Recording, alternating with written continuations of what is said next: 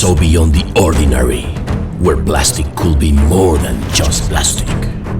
He revolutionized the face of global advertising, forever altering its landscape. Respected by queens, admired by magnates. A myth, an enigma. Welcome to the Odyssey of a legend.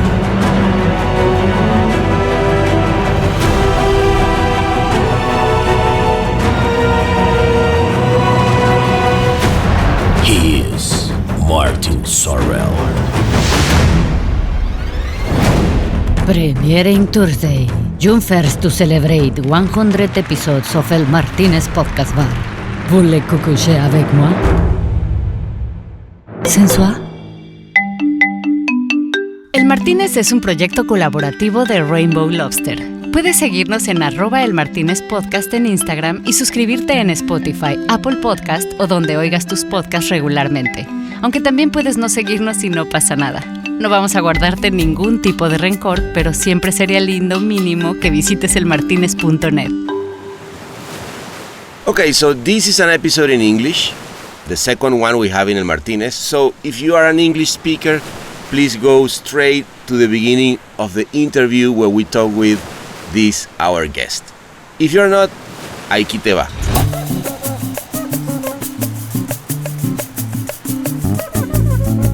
Gracias a todos por haber estado tanto rato acompañándonos en estos 100 episodios del Martínez. La verdad que estoy súper feliz y por eso hoy va a haber champaña para todos, que no se diga. Y bueno, para celebrar este episodio número 100, decidimos hacer el que es nuestro segundo episodio en inglés con un tipo que, bueno, que lo diga Marley mejor.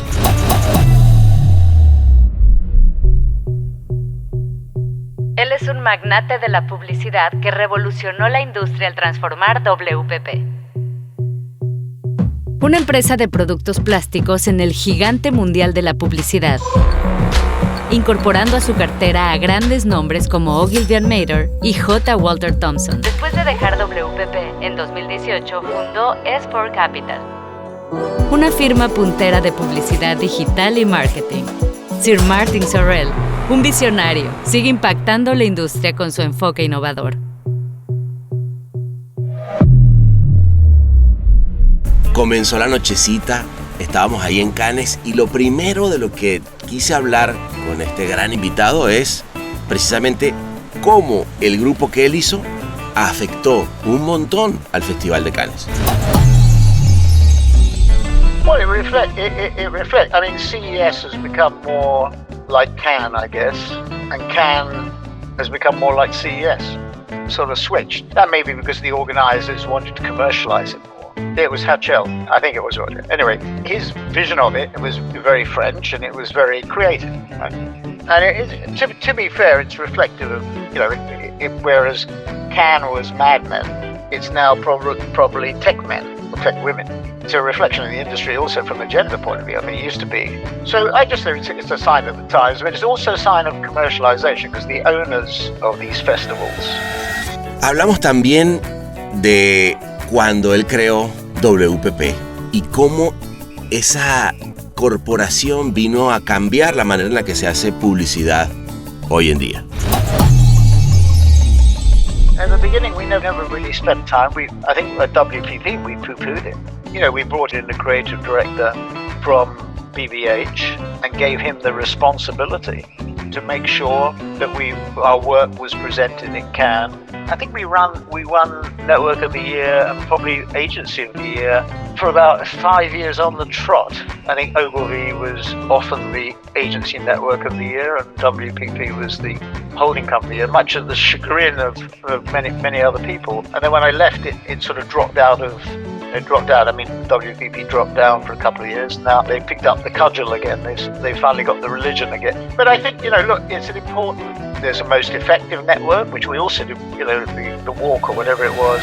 Hablamos también de qué está haciendo en S4, que es esta compañía que abrió después de salir de WPP. The holy grail, as our people put it, of the web was personalization scale. We now have the opportunity of hyper-personalization. We'll see how it pans out, but we're already starting to see that. So if for Netflix we were producing 1.5 million assets for a series, it could be 5 million, 6 million. I still think the Netflix model is the model. That's the iterative model, the circular model, where data drives creative content at scale, personalization at scale, perfect it, you test it, you get the results back from the test and you improve. And it's not like producing a TV commercial over 3 months, perfection. Obviamente hablamos de el cambiante panorama del mundo de las comunicaciones y cómo el AI viene a cambiar todo. Hyper-personalization at scale, which we talked about, AI as a super tool, impact on media planning and buying, that's going to be huge. So there are 400,000 people or so employed by the holding companies on media planning and buying, might be more. It is the core of their business.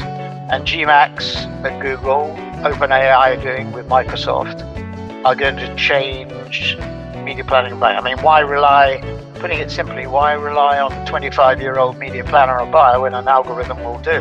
As long as the algorithm is checked by us or whoever for the results and the veracity of it. You wouldn't give the media budget to Murdoch and say, get on with it. So you want to have a checking mechanism. I'm not suggesting that Rupert or his people would be anything but fair and reasonable and accurate, but you need somebody to check it. And check the research and do the research. But no, I think it's going to be huge. So media planning and buying, hyper-personalization at scale, AI as a super tool. Cotorros y risueños también nos fuimos a hablar de los inicios de su carrera, de cómo realmente empezó en todo este tema y algún que otro datito personal. But where the boundary between work and play is blurred. I worked for a guy called Mark McCormack. That was my second job after business school, because I was going to be drafted. If I stayed in America at Glendenning Associates, which was a marketing consultancy, mainly Proctor people, ex-Proctor people, I would have been drafted. My mother said, there's no way you're going to be drafted, you have to come back home. So I came back home, and Mark, at business school, he was a subject of one of those cases in the MNE course, the New Enterprise course. And Mark said, would you like a job in London?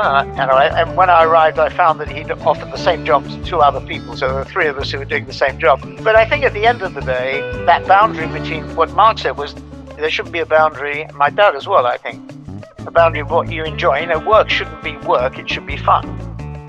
People were so enthusiastic, they were really, really committed.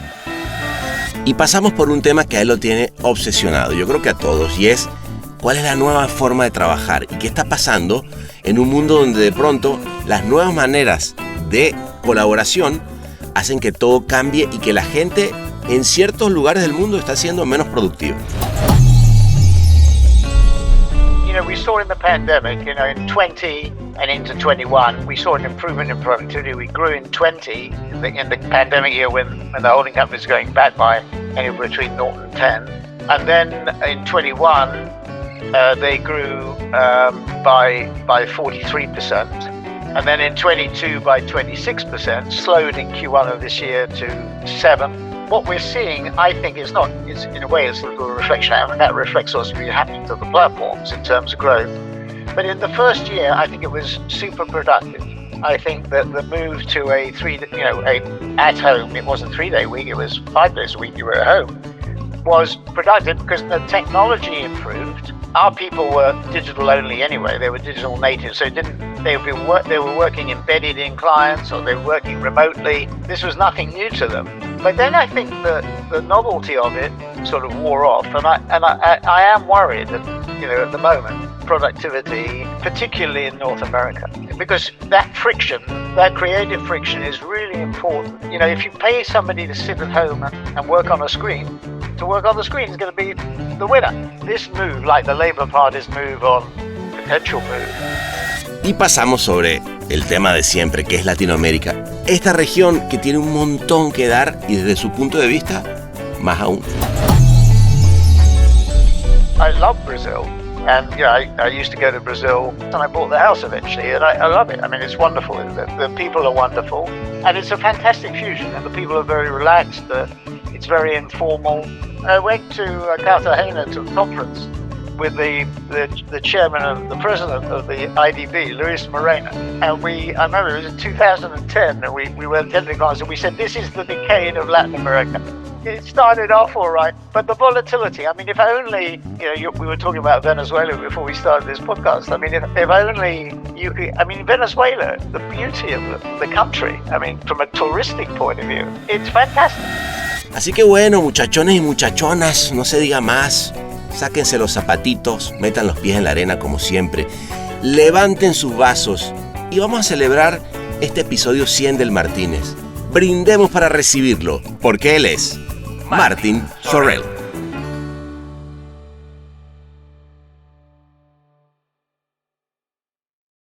Sir Martin Sorrell, welcome to El Martínez. Okay, all right. So, but I'm only allowed to drink water. So.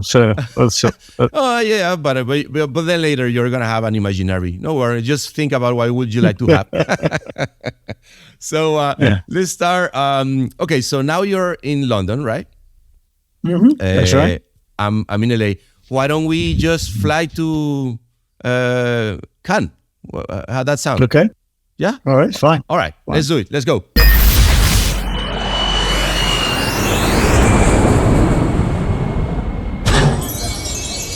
Bienvenidos a El Martínez. ¿Qué le servimos para empezar?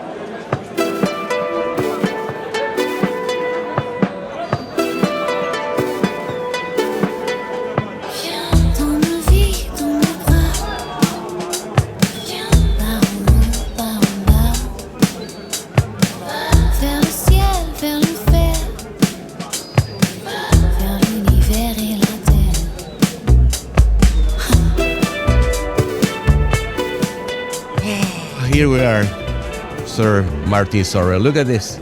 How many times have you been here? A lot, huh? In Cannes? Here in Cannes, at this bar. Look at Too Martinez. Too many times to count. Too many It's times. a bit of a zoo. It's a bit of a zoo. Yeah, it is. But it's changed. It used to be an advertising zoo. Now it's a tech zoo. It is. It's kind of different, right? Okay, but before jumping in that, what do you want to drink? Well, I think I will have an Aperol sour, but without sugar. Aperol sour without sugar. And if the barman doesn't know, you should Google it and tell him how to make it. No, he's very good. François, s'il vous plaît. An Aperol, what do you say? Aperol Sour. sour. Not spritz. No sugar. Without sugar. Without sugar. For me, Aperol spritz. So it's Aperol spritz and sour. Okay. Merci. He's very thrilled that you're here. So, Martin, may I tell you, Martin, right? Right. So, yeah, how many? It's very interesting what you said. Cannes has changed a lot, okay? But let's focus, and you already said something that is very interesting. I saw it myself. The first time I came here, it was 99. And now I also saw that change coming too. So how is it now? It's a tech industry festival. Well, it reflects. I mean, CES has become more like Cannes, I guess, and Cannes has become more like CES. So I mean, they sort of switched, and that may be because the organisers wanted to commercialise it. I think what was his name? The Frenchman that started Cannes. What was his name? Romain Hatchell? No. Yeah, Hatchell. It was Hatchell. Yeah. Roger Hatchell. I think. Roger Hatchell? Maybe. Yeah, I think it was Roger. Anyway, his vision of it was very French, and it was very creative. Right. And it is, to be fair, it's reflective of whereas Cannes was Mad Men, right. It's now probably tech men or tech women. It's a reflection of the industry also from a gender point of view. I mean, it used to be Mad Men, and now it is Mad Men and women, or tech men and tech women. Not enough tech women, but certainly getting. We would like to have. Yeah, certainly not getting there. So I just think it's a sign of the times, but it's also a sign of commercialization, because the owners of these festivals, whether it be CES, which is a different structure to Cannes, wanted to commercialize them and wanted to make them more relevant. So in a way, Can was naturally, I mean, much to the chagrin of the traditionalists in our industry, those who look back to the rose-tinted so-called creative. I think it's just as creative now, probably more so than it was then. It's creative in a different way, and it's more inclusive now. You know, it's not. It is. It's Yeah. not the exclusive preserve of a bunch of creative lords. Yeah, not ladies, but creative lords. I agree. I think that I remember that time when we say, hey, we need the clients to come to Cannes. Come on, this is the place where they should be. And now all the marketing people is here, all the tech. But it also has to do, I think that a company that you brilliantly created, that was WPP, was one of the one that really pushed for the growth of this festival as well, not only. No. I mean, at the beginning, we never really spent time. We I think at WPP we poo-pooed it, and we brought in a creative director from BBH and gave him the responsibility to make sure that our work was presented in Cannes.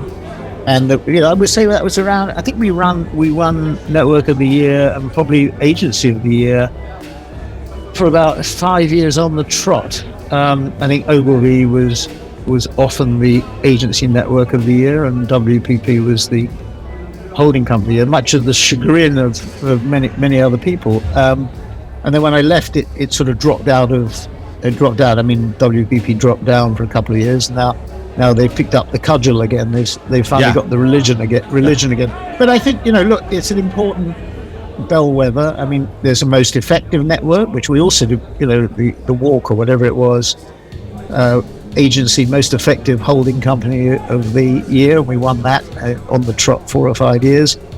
And we won the Cannes Award 4 or 5 years. And that was good. And we spent a lot of time and effort on it. There were certain techniques that could be used. Some controversial techniques and some less controversial techniques. But there was a system. But by and large, I mean, I think it was great for our people.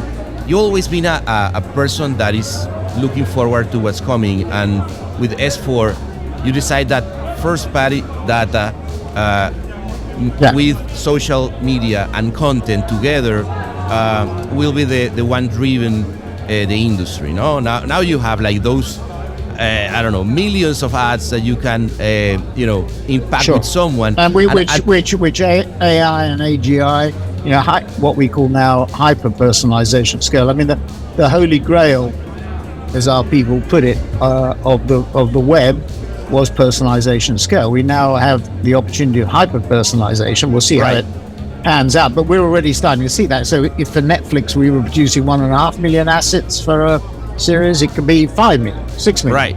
I still think the Netflix model is the model. That's the iterative model, the circular model, where data drives creative content at scale, personalization at scale. You don't perfect it, you test it. You get the results back from the test and you improve. And it's not like producing a TV commercial over 3 months, perfection, and then not being able to change it. It's beta. This is very different. It's beta, no? It's data-driven. Data-driven. Sorry, I want to say cheers. I already our drinks here. Okay, fine. Cheers for hyper personalization and S4 and what is coming. Esto es El Martínez. Oh, by the way, I saw the other day you were starting to talk. I was watching an interview that they did at CBS with you, and I was CBS and you were talking about the 4 forces that are that you're finding that AI is gonna help in advertising. You just said one, and she just changed the subject. So I said, since we are here and we are not in a rush on time, I want to ask you, what are those 4? Sure. So hyper-personalization at scale, which we talked about. AI is a super tool.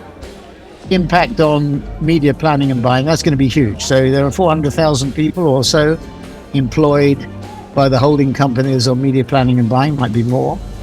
It is the core of their business. And GMAX at Google, what OpenAI are doing with Microsoft, are going to change media planning and buying. I mean, putting it simply, why rely on a 25-year-old media planner or buyer when an algorithm will do, as long as the algorithm is checked by us or whoever. Right. For the results and the veracity of it. You wouldn't give the media budget to Murdoch and say, get on with it. So you want to have a checking mechanism. I'm not suggesting that Rupert or his people would be anything but fair and reasonable and accurate, but you need somebody to check it. And check the research and do the research. But no, I think it's going to be huge. So media planning and buying, hyper-personalization at scale, AI as a super tool, enabling our people to get rid of humdrum tasks. And I would add to that, within that, is that it will provide knowledge to everybody in the organization. It's going to flatten organization. It's going to horizontalize organizations. I mean, the bane of the holding company is the verticalization. The people who control those verticals prevent information from flowing, whilst if you talk to the people within those verticals, they all want the knowledge. So that's it. I mean, those are the areas really that we see. And then finally, the fourth area was really around visualization and copywriting. We're already seeing huge efficiencies and economies. So instead of ads taking 14 days to do or 21 days to do, they literally can be done in hours. Wow. All this does, all those four things, with the knowledge thing being part of AI as a super tool, all those things are going to create regulatory issues and privacy issues and security issues, which I think had to, and Sundar wrote I think it was in the FT, an op-ed, I think in the Wall Street Journal too, saying that the regulatory thing was a self-regulatory thing, and I think that's dead right. And because the regulators are not going, you've got a regulator, you've got the DOJ suing Google in relation to or trying to overturn DoubleClick, which is 10 years ago. Yeah. Right. Yeah. Which they approved 10 years ago. Now they've suddenly changed their mind. Right. It's ridiculous. It is. It's ridiculous. You've got the CMA here in the UK stopping Giphy. Ridiculous. I mean, that was absolutely ludicrous. Yeah, Activision Blizzard, I think, was equally irresponsible. Yeah. But having said that, they had an argument around cloud gaming. Most of the people I talk to think that is not a valid. What they're actually doing is saying big is bad. But what's going to happen with AI and AGI is they're going to be 8 companies. So the 3 platforms in the West. So Google, Alphabet, Google, Meta, Facebook, Instagram, etc., Amazon, and then Alibaba, Tencent, and ByteDance. Those 6 plus Apple and Microsoft. Right. And I would say watch out for Apple. I think they are going to be a very big player. At the moment, they're very quiet on it, but I think they will come big time. And Microsoft already come big time. Google came out all guns blazing at the I/O, and I think the nature of resources needed to develop AI and AGI are so huge that only those companies, I think, can really. So the regulator is creating an even bigger problem for themselves because they're going to have to figure it out, and they can't keep up. They don't have the resources. Well, they are already pressuring on ChatGPT for understanding how. But the Italians, typical Italian response. We're going to halt for 6 months, but then everybody around Italy. I mean, it's not the days of the Roman Empire anymore. Yeah. Neither the British Empire.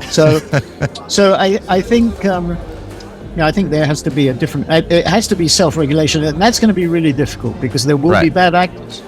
Look at the film, the AI-generated film, the blowing up of the Pentagon. So we are going to have that. And fraud, which is huge anyway before AGI. No, totally.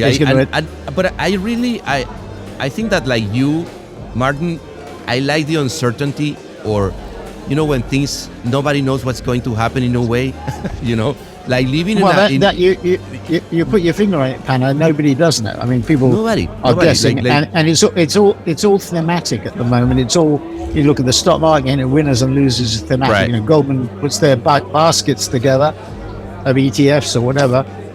It's all a guess. It's all a guessing game, and nobody knows. And I'll take another guess. I sort of feel, John Maynard Keynes, the famous economist, wrote, I think it was in 1933. It wasn't in the General Theory in 29. I think it was in 33 in a different book.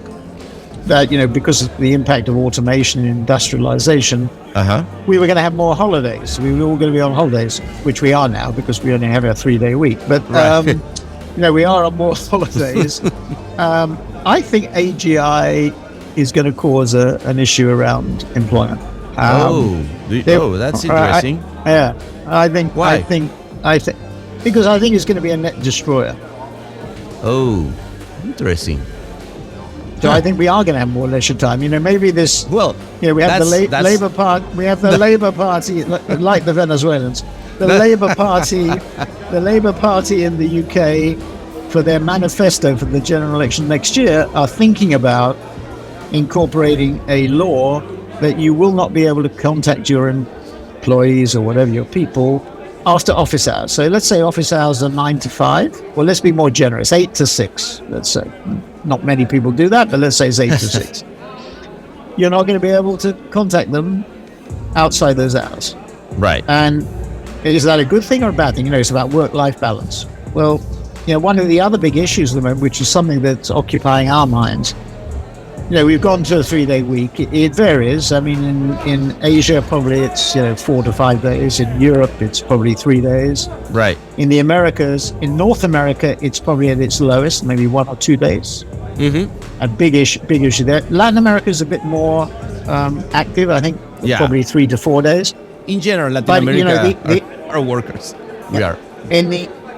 Well, that's the point. If we in Britain went to that, like the French have done it as well. If we went to that scheme, that would make us uncompetitive. You know enough about our business to know that the problems and opportunities don't crop up between 8 and 6.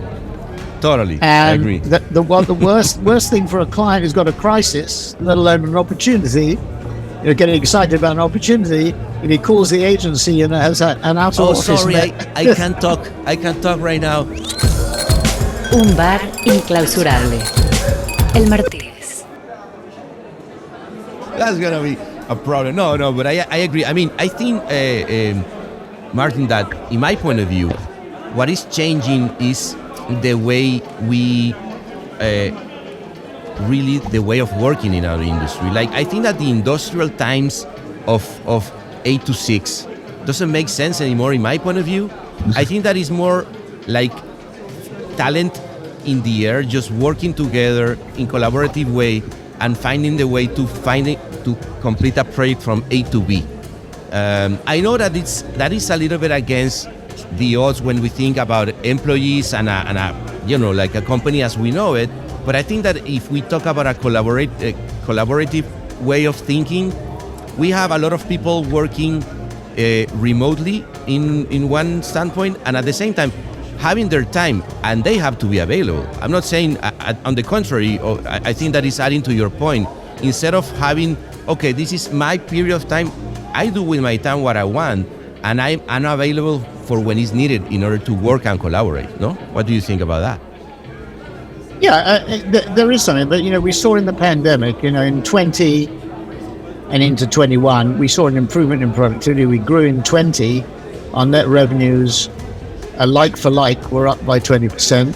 In 20, in the pandemic year, when the holding company was going back by anywhere between 0 and 10, and then in 21, they grew by 43%. Mm-hmm. And then in 22 by 26%, slowed in Q1 of this year to 7. Okay. But what we're seeing, I think, it's in a way it's a little reflection. I mean, that reflects what's been happening to the platforms in terms of growth. But in the first year, I think it was super productive. I think that the move to a at home, it wasn't 3-day week, it was 5 days a week you were at home, 7 actually. was productive because the technology improved, and our people were digital only anyway. They were digital natives, so it didn't. They were working embedded in clients, or they were working remotely. This was nothing new to them. But then I think that the novelty of it sort of wore off, and I am worried, at the moment about productivity, and we do, particularly in North America, but it's pretty much everywhere. And because that friction that you get when people, creative friction, not obstructive friction. Sometimes you get obstructive as well, but that creative friction is really important. If you pay somebody to sit at home on a screen and work on a screen, totally. It's whoever pays the highest rate to work on the screen is going to be the winner. There's no cultural glue. There's no vision. And I think that there's the AI is winning if we think about that, because then. What's really interesting, Hannah, what's really interesting about that is that this move, like the Labour Party's potential move on not contacting out of working hours, we're doing this in a tight labour market. And AIGI, I said to you, I think it will be a net destroyer. Mm-hmm. And I may be dead wrong on that, because a lot of people. But it's interesting that point of view. Yeah. I think it's going to be a net creator. But let's assume for a minute that it does have an impact. Goldman issued a report saying 300 million jobs are going to be affected around the world, 25% jobs eliminated, 75% of jobs affected. It's in some way or another. This is going to have a huge impact. A lot of people poo-poo it and say it's hype. This is not hype. I don't think. No way. This is an industrial revolution. Industrial revolution. Like the mobile phone, like the internet. This is huge. It is huge. And it's already impacting very fast. Like you said, people were thinking, no, maybe later. No. That's happening actually right now. And again, I agree with you when you say that we have to be competitive, because we are in a world and in an industry that is the mind and the creativity. What really the competition is that our. But there is no point in the firm, right? If we're all sitting at home with screens, and there's no, and you know better than I do, because you come up through the creative function, which is the core of our business. You know how it is important in us to spark off people. Totally. If you're doing it, to organize the Zoom, to organize the Teams, it's a nightmare. So you lose that, and then for new people, during pandemic, we must have gone from 5,000 to 9,000 people. So how do you onboard those 4,000 people remotely? No. So and people who doesn't know each other. One question there, Martin, because and I wanna go back to a moment that I find very, very interesting. And I'm sorry to change, but I'm not changing the subject. I'm going to understand. Don't worry. When you were with the Saatchi brothers, and a lot of people say that you were the third brother, but they are the only one who were brothers at the end. But no. But there were lots of brothers. There was Jeremy Sinclair, Bill Muirhead. There were lots of Tim Bell. Probably was the really sadly he's no longer with us. But I think you lived there maybe 9 years of yes. What I believe it must be a magical time, right? Like having that time and being the financial person, seeing those guys and helping them to grow the business, and being in the campaign cover every week saying, now we won another business of 1 million. That was Charles speaking to the editor. He told the editor he was Simon Mellor, who was his assistant, but it was actually Charles speaking to the editor. That was a very good technique. Like every in North week, America. Every week we won another £1 million piece of business. £1 million in those days was really a lot of money. It was like having a good friend in Jorge Martinez right now at Latina, having those every week. But it's interesting what I just want to have a touch or here in this place having this beautiful apparel. Like what was it like that time? And of course it was totally different, right? But when you see Mad Men, does it look like some of the experience that you had at that? How was it? Well, no. I mean, Saatchi was different. I mean, what Saatchi did was to try and, I mean, in a way, what we're doing at S4, they were uprooting. You know, for example, there was the IPO, the Incorporated Practitioners for Advertising, or whatever it was. It was the group of advertising agencies. They had a rule that you wouldn't pitch. If you were a member, you wouldn't pitch for another member's business. Now, I don't know whether that was maintained, but Saatchi basically said, we're going to pitch, amazing. Right. Their big revolution was, we're going to pitch for somebody else's business. They're very competitive.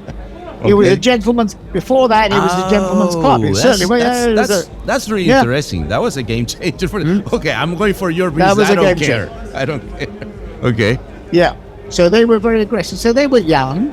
You know, we were all, what was it, late 20s, early 30s. So again, that was another similarity in a way to S4, because the average age is not an old fart like me. But how was a day in the agency? Well, we're talking about the sparkling and going together. Oh, no, the continuous interaction. You know, very funny, actually. Tim Bell was to your point, was on the ground floor, and he would come up to the 6th floor where we were, where Charles and Morris were, the head offices adjacent. I was at the other end of the floor, and there was continuous people dropping in and out of the offices, talking, snatch conversation, 30 seconds, very quick. Right. So decisions were made very quickly. Boom, boom, boom. It wasn't bureaucratic. Yeah. And that was a big advantage. Beautiful. And a hugely different. We basically took, when I look back on it, we took over Madison Avenue. I mean, Saatchi bought Compton, Dancer Fitzgerald, etc. Bates. We bought JWT, Ogilvy, Gray, Y&R. I mean, the ground shifted. I mean, with the irony, well, it's not an irony. I mean, now, when I left WPP, we were number one on it, pretty much every criterion. Take market cap, we were one, and Omnicom was two. Now it's completely changed. I mean, here we are 5 years on, and Publicis $20 billion, $19 billion. Omnicom 19, 18, IPG I think 16, WPP now number 4 at 12, Dentsu at about 7 or 8 I think, and then Havas has disappeared into Vivendi. Right. So it's a very different, but the irony about that is that the dominant force, or the leading force, is Publicis, which is French. So yet again, you've got the French in first place, the British in 4th, the French in 6th, the Japanese in 5th, then you've got the Americans in 2nd and 3rd with Omnicom and IPG. So the ground has shifted. So but having Cannes in Europe makes sense. Right, they make sense. Having it here, and cheers again for that, Martin. This is a beer. Give me another one. El Martínez es el Martínez. Sí, él. Hola, Martínez. ¿Por qué no? My view is, all the things that happened in the last 50 years, or 40 years, from the time I joined, certainly my experience, the time I joined Saatchi's in 1977, the world has been globalizing.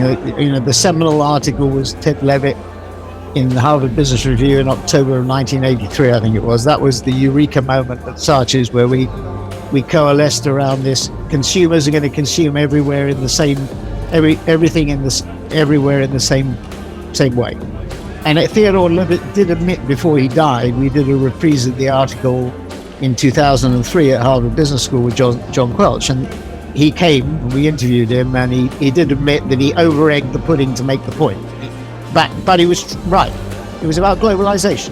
When I was at Harvard Business School in 1966 to 8, the son of the chairman and CEO of Procter Jim Morgans was in my class. His father, Howard Morgans, was CEO, and Procter was a global company with 10%, I think it was 10% of its sales outside the United States, right? The world has shifted and it's globalized. Now it's a fragmented world. Right. You know, Biden talks about de-risking rather than decoupling.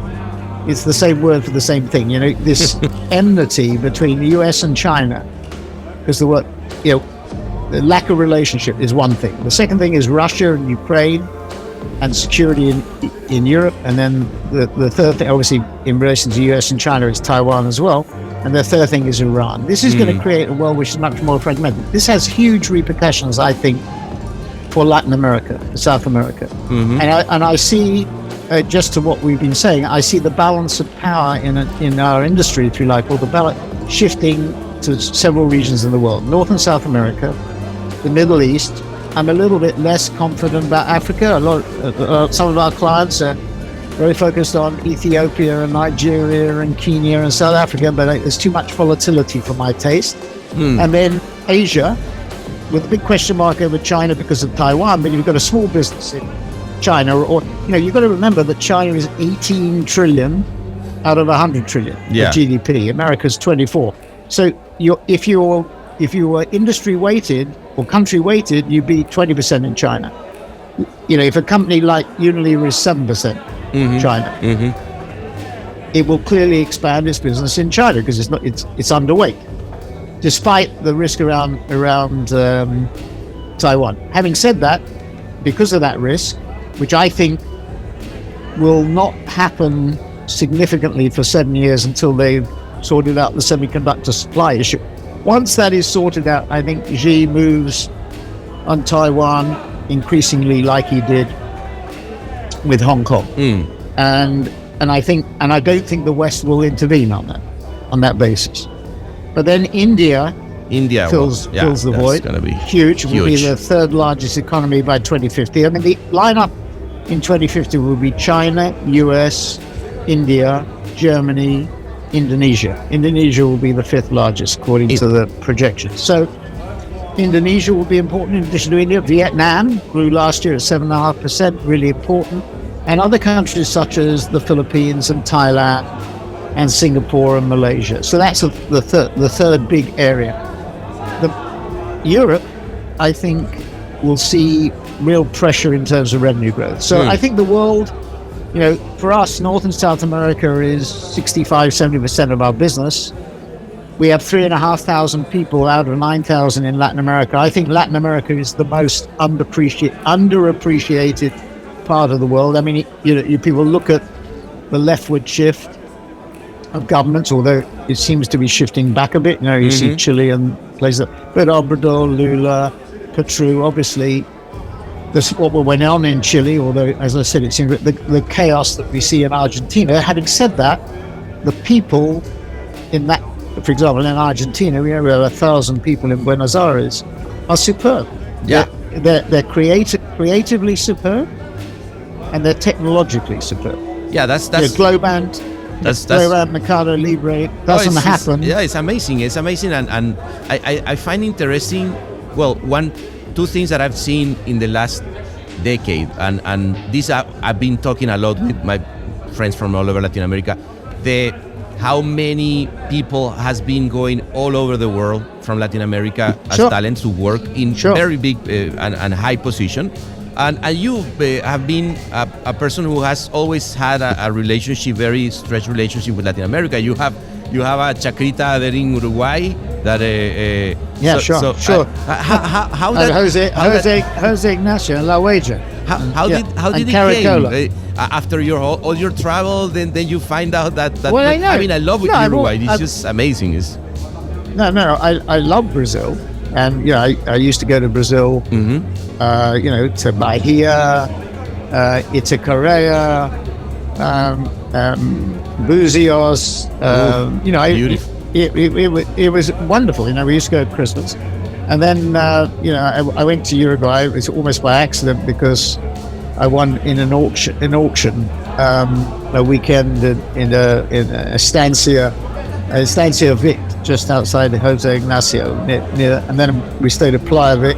And then I rented the house, and I bought the house eventually, and I love it. I mean, it's wonderful. The people are wonderful. The people is amazing. The people are wonderful, and then you have this mixture of Argentinians and Brazilians. I mean, they only come, the Argentinians, for 10 days a year. I mean, it's completely ludicrous. Totally. I'm not so keen on Punta, but it strikes me to be a bit of a mini Miami, but it's a fantastic fusion, and the people are very relaxed. It's very informal, and it has that joie de vivre, whatever the equivalent is in Spanish. No, but it's so cool that you have like that deep. I mean, being a guy who has traveled all over the world, but again, I think that when you talk about Latin America, I kind of have that sense of you get into I went to Cartagena to a conference with the chairman of the president of the IDB, Luis Moreno, a well-known Colombian. And I remember it was in 2010, and we were attending a conference, and we said, this is the decade of Latin America. You were right. Sort of. I mean, it started off all right. But the volatility. I mean, if only, we were talking about Venezuela before we started this podcast. I mean, if only you could. I mean, Venezuela, the beauty of the country. I mean, from a touristic point of view, it's fantastic. Totally. And Brazil, the Amazon. I mean, it's just incredible. The Andes, Argentina, Buenos Aires is a wonderful place. No, and wonderful. And as you say, where a lot of creative people also has worked. Well, like Bruno Lambertini, that merge with Circus, I found it, makes a lot of sense. How was that? Give me a little bit, because I really appreciate Bruno. And Bruno is a real star. Bruno is one of those people. Good people are difficult, right? Which is a dangerous thing to say, because when we say that, average people say to be good, they have to be difficult. Right. So it makes life a little bit different. But Bruno is one of those people who not only is good, not only is a star, but is a team player as well. Right. So he brings people. That's very rare. That's very rare. I mean, good people, you have good people who also can pull things together, because good people tend to think they're right, that they're the smartest person in the room. And that may not necessarily be the case. Right. They're not necessarily listened to. The thing that drives me crazy, it drove me crazy at WQP, and to some extent drives me crazy at S4, even though we're unitary in terms of one brand. The thing that drives me crazy when somebody says to me, I didn't know we did that, or I didn't know we were here, or doing that, or working for that client. Drives me absolutely insane. We spend so much time. Maybe we just inundate people with too much data and the like, and they just don't have the time, and maybe life is so hectic 24/7, as we were talking about before in our industry, that you don't have the time to think, but they become very, very blinkered. Bruno is one of those people who can get things done, win things, and at the same time pull people together. Very, very rare talent. Plenty of people are good. Plenty of people are good at building their part of the business, their vertical. We're trying to pull the thing together as one. That's something else. That is something else. And I see that, well, you are a person who has always been putting people together, and I have this is one question I want trying to. No, but trying to. But I know that your father was a very important figure in your life, and I really like this thing that you said, that he told you, go and find that thing that really passions you, and go there and take it and go into that business. And I had when you bought WPP, which, by the way, I found genius, the undertaking, like the company, and go public and start buying the Ogilvy's, the Thompson, with the complication, with Ogilvy, that was a thing. But you bought it in '85. Your father sadly died at 89, but he gave you this letter with advices, and I really Sure. find I'm really passionate and obsessed about the relationship with fatherhood. For me, it's like a theme. So I want to ask you is, what are these things that he told you that you will tell to the next generation? Esto es El Martínez.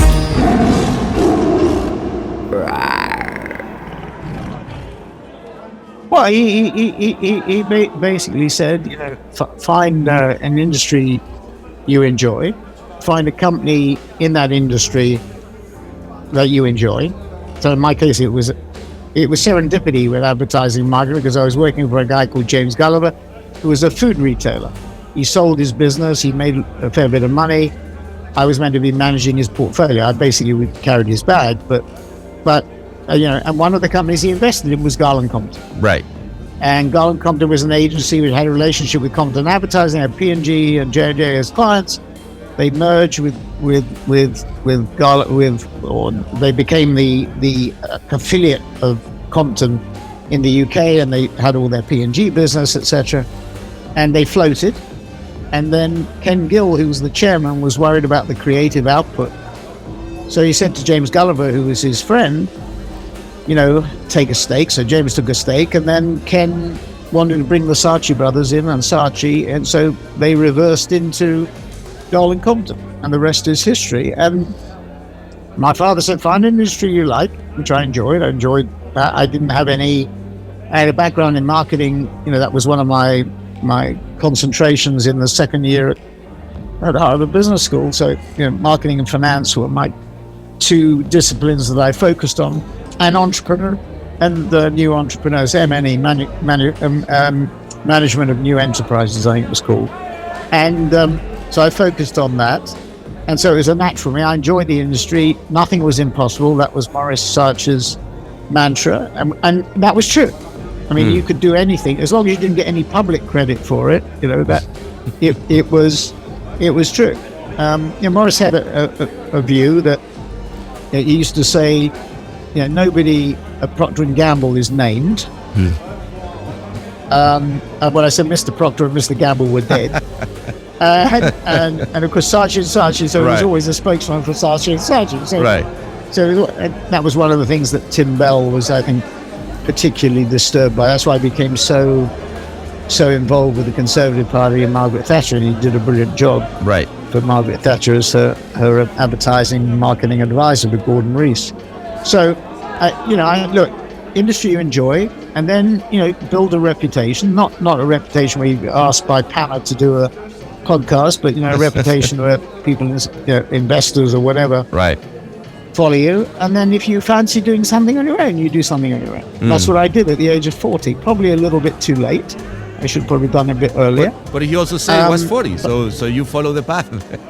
He told you. Yeah, but it was different. Different because when his generation, you started work. Well, he started work at 13, but normally 20. You retire at 60. I mean, the French one retiring at 62. They don't want to go to 64. Not in my case, but we're getting older. Health. Yeah, health improvements is amazing. And so my question will be: is there a particular philosophy or set of principles that guides you? Because that's I'm also obsessed with that. It's like that you are while you live, you start building all those, and then it's something that you want to pass out. Well, I think the criteria, you should do something where you with the boundary. I mean, this is a terrible thing to say because this is not something that people appreciate, but where the boundary between work and play is blurred. I worked for a guy called Mark McCormack. That was my first, my second job after Harvard Business School, because I was going to be drafted. If I stayed in America at Glendenning Associates, which was a marketing consultancy, mainly Procter people, ex-Procter people, I would have been drafted. So my mother said, there's no way you're going to be drafted. You have to come back home. So I came back home and I met Mark McCormack.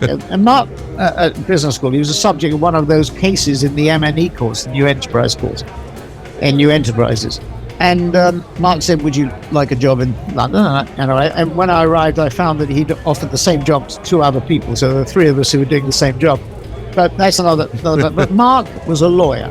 he knew Arnold Palmer, the famous golfer, from Wake Forest. They were both, I think, at Wake Forest University. Mark was a scratch golfer. So golf for him was a sport and leisure, etc. And he said to Arnold, you need a lawyer. And then Arnold Palmer, Jack Nicklaus, then went off on his own, but Jack Nicklaus and Gary Player were the three players, Jean-Claude Keeley, Gene Shrimpton. I mean, he had a wonderful, it was a talent agency, really, sports talent agency, which now Ari Emanuel effectively has within his group Endeavour. And Mark was a lawyer. He said to Arnold, he was a scratch golfer, he said to Arnold, you need a manager. Yeah, a handshake, no contract, 10% of Arnold's earnings used to go to, which Jack Nicklaus really didn't like, because Jack was paying 15. And it was not only that Arnold was only paying 10, but Arnold effectively owned 10% of Mark McCoy at IMG. So Jack didn't like the idea he was working for Arnold, I think. That's why he formed Golden Bear Enterprises. But I think at the end of the day, Mark, that boundary between what Mark said was there shouldn't be a boundary, my dad as well, I think, a boundary of what you enjoy. You know, work shouldn't be work, it should be fun. And that doesn't mean you don't get stressed, you don't get annoyed. No, but that's beautiful. You know, I like cheers to that, because I do believe that that when you really mix that together, I think that's where magic happens. My point of view, I agree, and I think you asked about Sargis. That was a good case study, where people were so enthusiastic that they were really, really committed, and you get that at times in the business. It ebbs and it flows, but I think that's critically important. I think it's probably more difficult today, because of the sort of things we're talking about. Somebody was in my office just an hour or so ago, and we were talking about doing an interview on Thursday, a programmatic interview. He was saying how difficult it is to manage millennials, Gen Z. I'm not sure I'm convinced of that, but that may be so. It may be. I think the difficulty is driven the decline of the working week, the sort of balance between work-life balance was already starting before the pandemic. The pandemic threw it into sharp relief. And like everything, it accelerated things. So just like digital advertising was accelerated and digital transformation, so this trend, and AI, if what we discussed is right, AGI is going to make that even more. I know. More so. Yeah. And so people are thinking about it in different ways, and I think COVID forced people to reassess things. I think these changes are permanent. When I was at WPP, we started to develop the campus development. So I see WPP as doing more of that. It makes no sense anymore, because the guy I was talking to said to me, he walked into IPG's office in the middle of the week, desert. This is in America. I was in our office on Friday in New York, desert. Wow. Yeah. So now it may be that everybody's working. Hopefully. Hopefully. But yeah, no, I know. But you know this, but creative friction or whatever you call it. Yeah. That face-to-face engagement is really important. It's very important. And again, you always have been a very person that works a lot, in terms of that.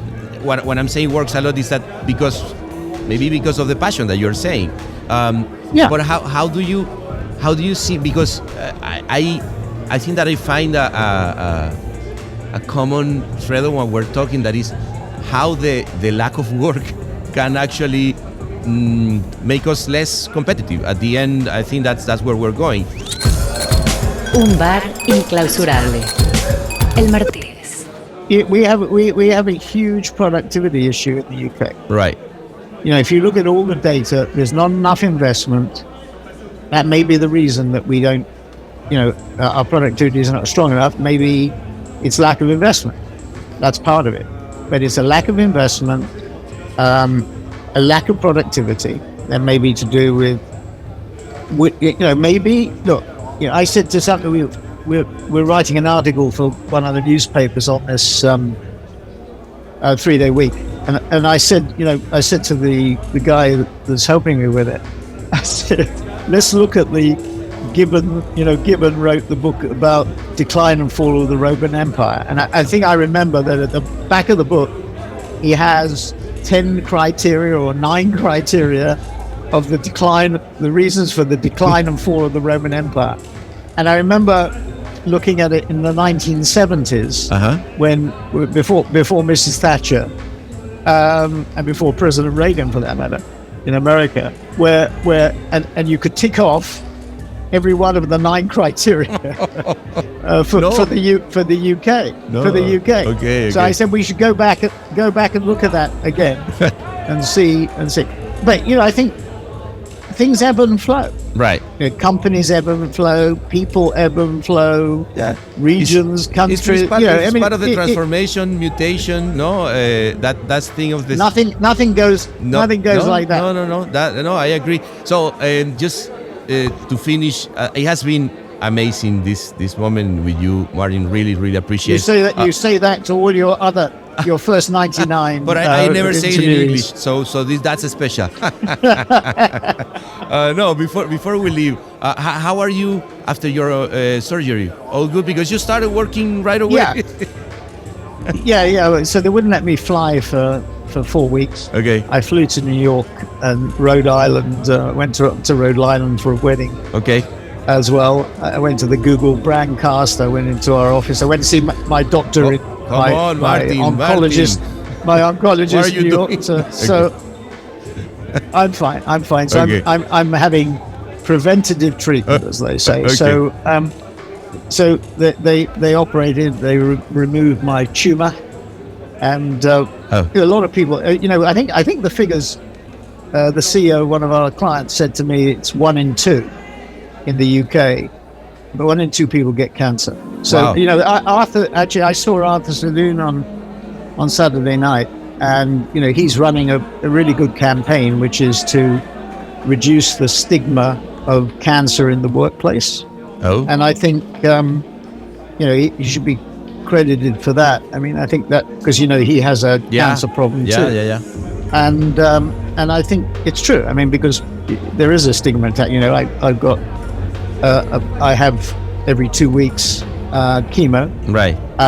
For a couple of days. But I'm going through it now, so I'm totally mobile and everything, and I can fly. And I'm planning. I've got a pretty heavy travel schedule, which I'm going back on. So right. No, and we're having this apero here. You are totally in shape. Well, I'm not allowed to have too much alcohol, if any. But anyway, that's it. François, no more apero for my water. Only water. Okay. One last thing that I have Jorge Martinez, the editor of Latina, asking me, what are the things that are gonna be? I remember last year in Cannes was metaverse. Everybody was talking about metaverse, was like the thing. Sure. And of course, AI is going to be one of the things that everybody's going to be talking. But as an industry, what are you? Because you're always very clever on that, like putting setting the tone of what are the things that people should be talking in the tables.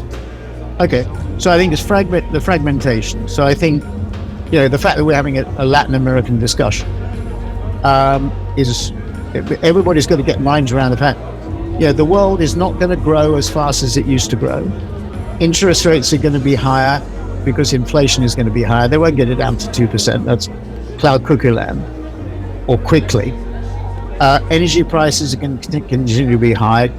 Climate change purpose is going to continue to be a big issue, although that's been sort of sidelined a bit by the slowdown in growth. So it's going to be a very different world, I think, for the next 10 years or so to what it was for the last 40, certainly in my experience. The second thing is digital transformation is going to accelerate because they're at that low growth. Clients are going to be looking for improved efficiency. That's where AI and AGI, and in addition to metaverse, which is now it was overhyped, it's now underhyped. Right. Healthcare changes are huge. Training, education, huge. Sports, education, sports. Mm-hmm. Entertainment, music. I mean, huge. Yeah, absolutely huge. Agree. I totally agree. Blockchain is the other one. So metaverse, blockchain, AI. Blockchain because I don't get Bitcoin. I'm like the same thing I'm like Buffett and Munger on. I think they're far more talented, but they're dead right. I don't understand Bitcoin at all. Blockchain, yes, because it reduces the friction inside the system, peer-to-peer system, and reduces the That's right.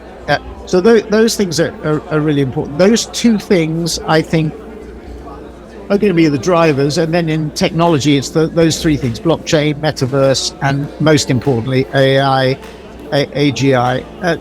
The other thing is, look, we're coming up to Cannes. I think we have to get out of our system this thing about, the creative and data doesn't mix. We all love clients who are intuitive. You walk into the room, you present a campaign, and they say, I buy it. Right. Okay. And we all are not particularly enamored about procurement knocking the hell out of us. Yeah. But that's the way it's going to continue to be. I think probably even more so. But from the creative point of view, I don't think we shouldn't be looking backwards. Those days are gone. So it's like where we started the conversation. Cannes is different and arguably better than it was when Roger Hatchuel thought about it, I think, as being a French creative extravaganza. It's now global. Much and more it's creative in the broadest. There are creative data analytics people. There are creative media people. I mean, you remember, you go back, our wrestling to form Mindshare, Dick Shelley, Lazarus and Chris Jones to agree that Ogilvy and Thompson should merge their media departments. That was like trying to push a peanut up the hill with your nose. Yeah. So it's life has changed, and creative embraces a lot of functions. It's not just the preserve of the creative function inside an agency. It permeates everything. It permeates finance. Nobody will believe this. No, it does. Sometimes maybe a bit too good. No, of course. And I think that when the creativity really goes to finance in an agency, that's again when things go in the right direction. I mean, the dominance of the tech platforms, right? And I think it is those eight companies I mentioned before. The dominance of those companies is going to get greater. I mean, the irony about this is, despite regulation, despite big is bad, the trust busting approach, those companies, just one thing. I mean, the research budgets of Alibaba are about the same size as Oracle, and then you have Apple and Microsoft and Alphabet, huge research budgets. Alibaba is going to be split up into 5 or 6 companies, whatever it is. Mm-hmm.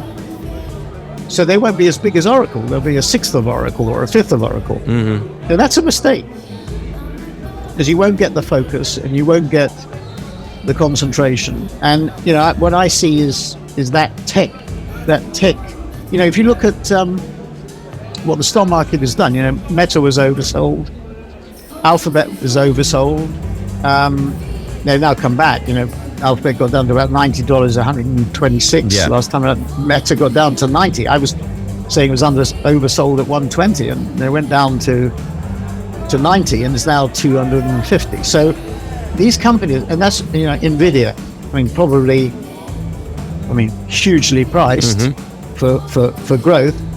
But these companies are really going to be really important in the context of what we're talking about, and they will continue to dominate Cannes. When we walk down the Croisette in a few weeks' time, we'll see. Yeah, let's see. Let's see. Also, all the Eastern, like Alibaba, also coming to Cannes. Well, Martin, really, thank you very much. Thanks, Pana. Very good. Sorry, I give you this last shot of tequila. I hope you don't mind. I know that you are not. Okay. But just tequila is cheers. Healthy for you. Tequila is healthy. Cheers. Cheers, Pana. Thank you very much. And good luck. Thank you very much. I appreciate it.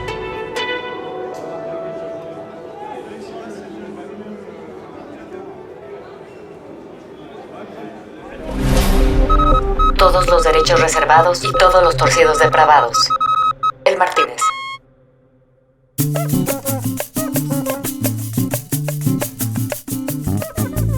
Bueno, Martín se fue, me dejó ahí, tú sabes, como con el pico caliente. Yo dije, bueno, ¿por qué mejor no armamos acá una pachanga celebratoria, ¿vale? De 100 aniversario. Y bueno, se dejaron caer todos los invitados, ¿vale? Que tuvimos durante esos 3 años casi ya. Y tú que estabas ahí en la primera fila, agarrando selfie, tomándote otro traguito para celebrar. Así que bueno, Ahmed, ¿por qué no nos pones esa musiquita, ¿vale? Con la que celebramos estos 100 años. Bueno, ojalá. No, 100 años no, 100 episodios del Martínez. De verdad, muchísimas gracias a todos por escuchar y vamos a ver hasta dónde nos da esta gasolina.